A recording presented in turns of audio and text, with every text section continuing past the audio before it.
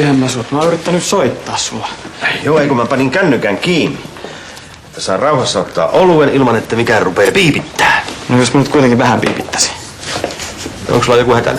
No ei oikeastaan, mun pitäisi päästä käymään teillä. Miksi ihmeessä? No sanotaan nyt vaikka, että se on ylläri. Kenelle? Mulleko?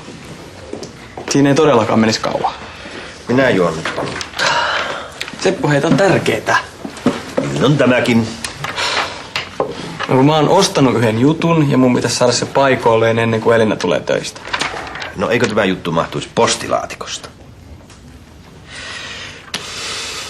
No hyvä on, mutta minä luotan sinuun sitten niin kuin poliisiin. Kiitos, Seppo. Kiirepäivä. Ja Ossista ei pääse eroon, vaikka mitä tekisi. Tuliko teille sanaharkkaa? No ei varsinaisesti. Mun piti vaan koko ajan keskittyä siihen, että mä kohtelen sitä ihan samalla tavalla kuin ketä tahansa muutakin työkaveria. No kyllä se ajon mittaan tasoittuu. Toivottavasti. Koskahan mun elämässä tapahtuisi semmoinen ihme, että joku mies ajattelisi ensin mua ja sitten vasta itteensä. Taitaa olla turha toivoa sellaista. Älä sano, eihän sitä tiedä, minkälainen yllätys odottaa jo nurkan takana tai vaikka kotona. Mitä sä tarkoitat? En mä mitään. Isää. No eihän yllätykset ole yllätyksiä, jos niistä kerrotaan etukäteen.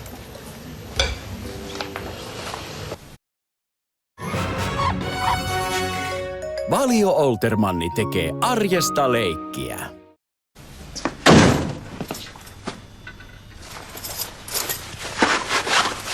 Mitä helvettiä sä täällä oikein duunaat? Onko sillä tämmösen? Tietääks Elina, että sä oot täällä? Ei. No lähde sit mennä. Eikö sä nyt tajua? Mä en jaksa katsella kyttää mun himossa, eikä jaksa Elinakaan. Anna mä selitän. Siis Elina oli ihan huonona, kun siltä oli hajonnut tällainen edellinen kaappi, niin mä ajattelin piristää sitä. Älä jauho paskaa.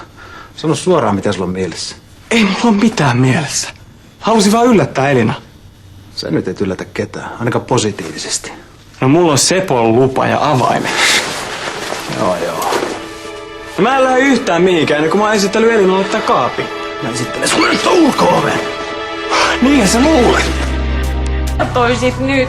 No johan mä sanon, että eihän se sitten olisi mikään yllätys. Isä, mä hirtään sut, jos siellä on joku puolialaista mies tanssimassa pöydällä joku ruusu suussa. Mulla ei ole tämän kanssa mitään tekemistä. No kenelle sitten on? No kohta näet.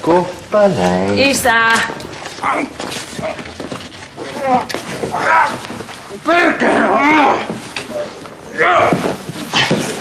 Tosi hyvä yllätys. Lopettakaa! Tuomo, missä Onni on? Ami hoitaa. Ai Kari, nyt lopeta! Päästä irti sen! Siis herra jestas sen, mikä täällä on homman nimi? Ostin sulle tommosen, mutta sun velis mielestä se on näköjään helvetin huono idea. Me ei haluta mitään kyttiä tänne hiippailemaan. Ei mulla ollut tarkoitus tungita. Kyllä sun tarkoituksesta tietää! Idiootti! Mene itses! Tuomolla oli mun lupa! Tajutko yhtään, mitä lelusta tuntuu löytää tuonen puuhapeti himasta?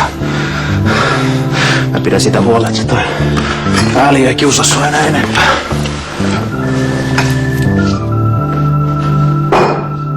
Kiitos, Ami. Hei, osaat sä paikkaa tämmösiä? Ai moi. Mietin just, että miten mä tuon Onnin teille ilman, että mä saan uudelleen turpaani. Kari on välillä vähän äkkipikainen. Kuule, anna mulle se paita, mä korjaan sen. Ulla ompelukone on varmasti vielä jossain. Niin... No, jos siitä ei mitään vaivaa, niin... Kiitos vielä siitä hyllystä. Mä oikeasti tarvitsen se Onnin tavaroille. Anteeksi vielä Karin puolesta. Moikka.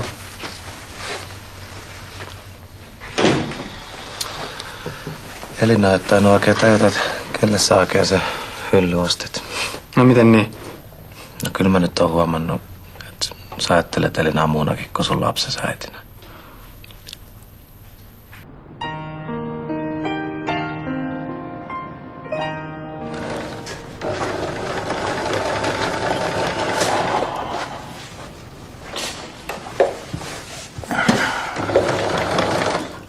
Tää on se Juntin paita. Miten sitä tää oikein ompelet? Mä ompelen sitä siksi, että mun hermoheikko veljeni repi sen rikki. No siinäkö kiitos siitä, että mä pidin sun puolias. Kari kiltti. Mä oon jo iso tyttö, ei sun tarvii enää suojella mua. Sovitaan sitten niin. Kyllä sä voisit pyytää Tuomolta anteeksi. Todellakaan pyydä. Hei, Tuomo on Onnin isä ja hän ystävällisesti osti pojalleen vaatekaapin. Sano, mikä siinä on niin kamalaa? No ei se Tuomo sitä ehkä ihan pelkästään Onnin takia ostanut.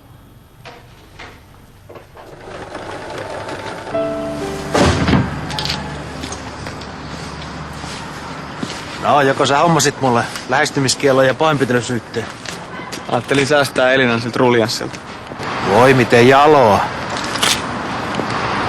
Siis mitä pahaa mä nyt on sulle oikein tehnyt? Sä et ymmärrä, mitä perhe meille talismalle merkitsee. Jos joku uhkaa mun sukulaista, niin se saa mut vastaansa. Se hyllykö nyt uhkaa sun perhettäs vai? Haluatko sä hänen saada oikein kunnolla kuonossa? Kari, hei!